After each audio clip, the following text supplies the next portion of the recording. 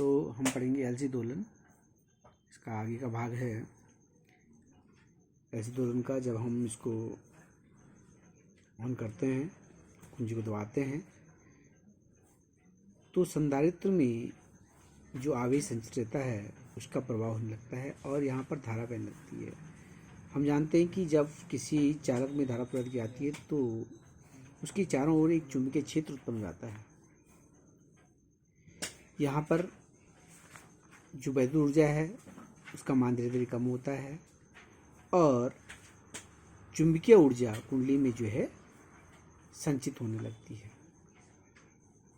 ठीक है, तो यहाँ से ऊर्जा कम हो रही है और इसमें बढ़ रही है।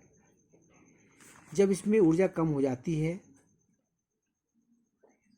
तो उस अवस्था में जो कुंडली है आपके पास है, इस कुंडली में चुंबकीय ऊर्जा अधिक हो जाती है। तो हम इसको इस प्रकार से लिखेंगे आगे।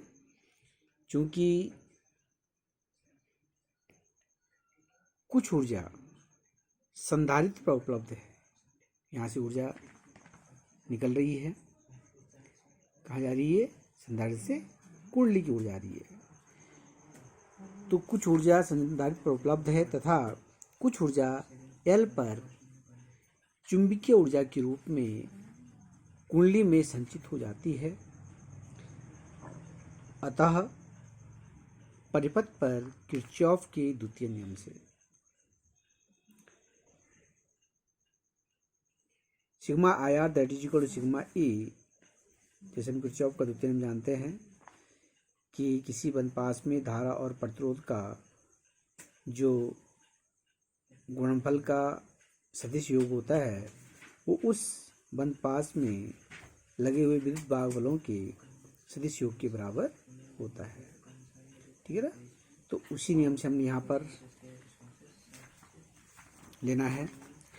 इसलिए संधारित्र पर विभव भी बराबर क्यूसी, जो संधारित्र है उसकी प्लेटों के बीच में जो विभव है, सीधारता इसकी है, आवेश इस पर क्यू संचित है और इसका विभव क्या हो जाएगा? V बराबर क्यू अपॉन सी। इसी प्रकार से कुंडली में जब धारा प्रवृत्त की जाती है तो चुंबकीय क्षेत्र उत्पन्न होता है, जिसके कारण इस पर चुंबकीय फ्लक्स रेखाएं उत्पन्न हो जाती हैं, जिसके कारण इसमें एक प्रेरित विद्युत वाहक बल उत्पन्न हो जाता है, जिसका मान ये भी हम पढ़ चुके हैं। प्रेरित विद्युत वाहक बल का मान minus L D I upon D T, minus L D I upon D T के बराबर होता है। तो हम इस परिपथ पर किरचॉफ का द्वितीय नियम लगा देंगे। तो यहाँ पर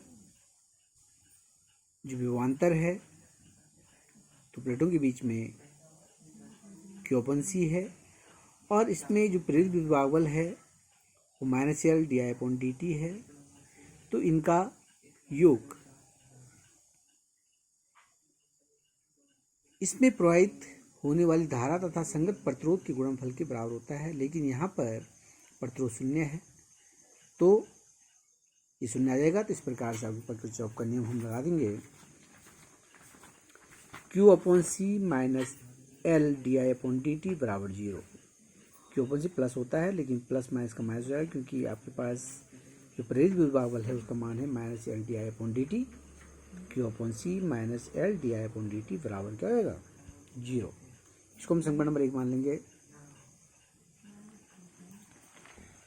तो यहाँ पर हम चित्र में देख रहे हैं कि इस परिपथ के साथ कोई अन्य स्रोत नहीं जोड़ा गया है।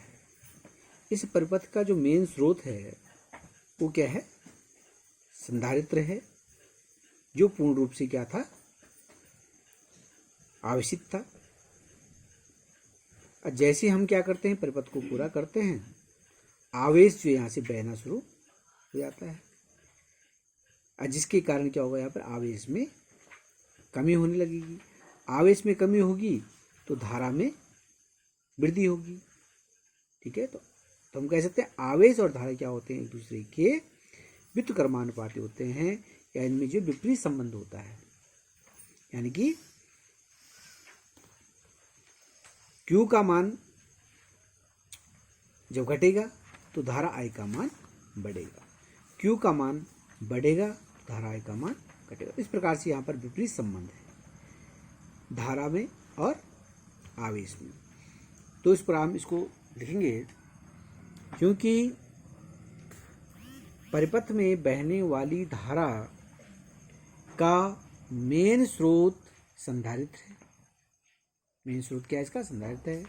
जैसे ही परिपथ पूर्ण होता है आवेश बहना शुरू हो जाता है, जिसके कारण आवेश का मान कम होने के कारण धारा का मान बढ़ने लगता है। अर्थात धारा और आवेश में विपरीत संबंध है। तो हम इसको लिख सकते हैं, अतः I बराबर माइनस dq अपॉन dt। विपरीत संबंध है इसलिए यहाँ पे माइनस का चिन्ह आ गया है।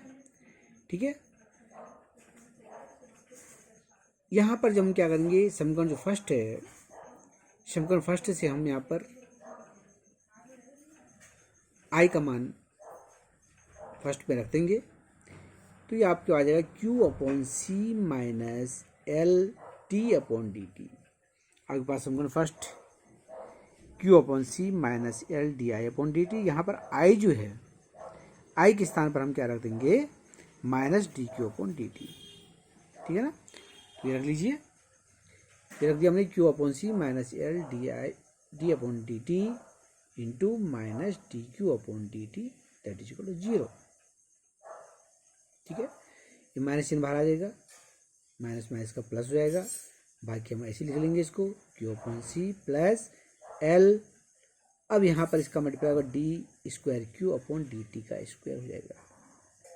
ठीक है, L D square Q upon D T square that is equal to 0।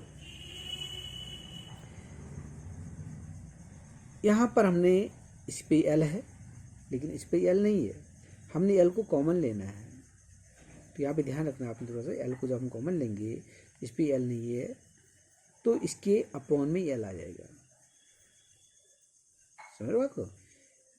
L हमने यहाँ पर कॉमन लेना है, इस पर हमारे पास L नहीं है, तो L हमने यहाँ से लेना तो है, लेकिन हम बाहर कहाँ से लेंगे, उसके लिए हमें क्या करना पड़ेगा, इसके नीचे L लिखना पड़ेगा। जब अंदर लाएंगे तो L से L कर जाएगा, Q अपॉन C रहेगा और ये L पे L बच जाएगा। तो इस प्रकार से हम इसको लिख सकते हैं, L कॉमन ले लिया, इसको लिखेंगे हम Q upon L C plus D square Q upon D T square that is equal to 0। इसको हम 0 करना है, D square Q upon D T square plus Q upon L C. इसको इस प्रकार से लिखिए, इसको पहले लिख लेंगे, इसको बाद में लिख लीजिए।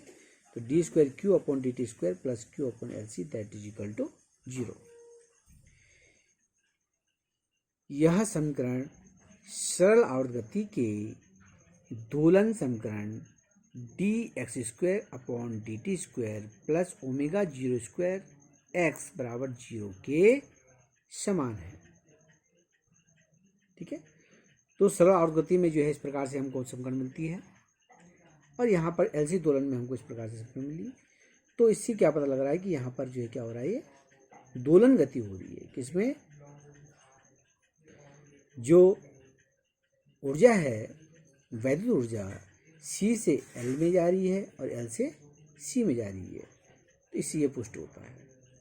ठीक, यदि हम इन दोनों समीकरणों की तुलना करते हैं तो हमारे पास देखिए क्या आता है कि समानार्थी है। इस समीकरण की तुलना समीकरण 2 से तुलना करने पर तो हमारे पास आ जाएगा ओमेगा 0 स्क्वायर। देखिए दोनों की तुलना करते हैं, ये वाला पार्ट दोनों का एक जैसा है, D square Q upon D T square और D X square D T square, ये विस्थापन है, ये आवेश यहाँ पर जो विस्थापित हो रहा है। ठीक है, और एक्स ओमेगा 0 स्क्वायर की जगह पे यहाँ पे लिखा हुआ है 1 अपॉन एल सी, तो इसको लिख देंगे omega 0 square that is equal to 1 upon L C. ठीक, और यहाँ पर ओमेगा 0 का मान निकाल लेंगे हम, तो ये आ जाएगा आपके पास ओमेगा 0 बराबर 1 अपॉन अंडर रूट एनर्जी। तो इस प्रकार से आप यहाँ पर ओमेगा 0 का मान ज्ञात कर सकते हैं। ओके।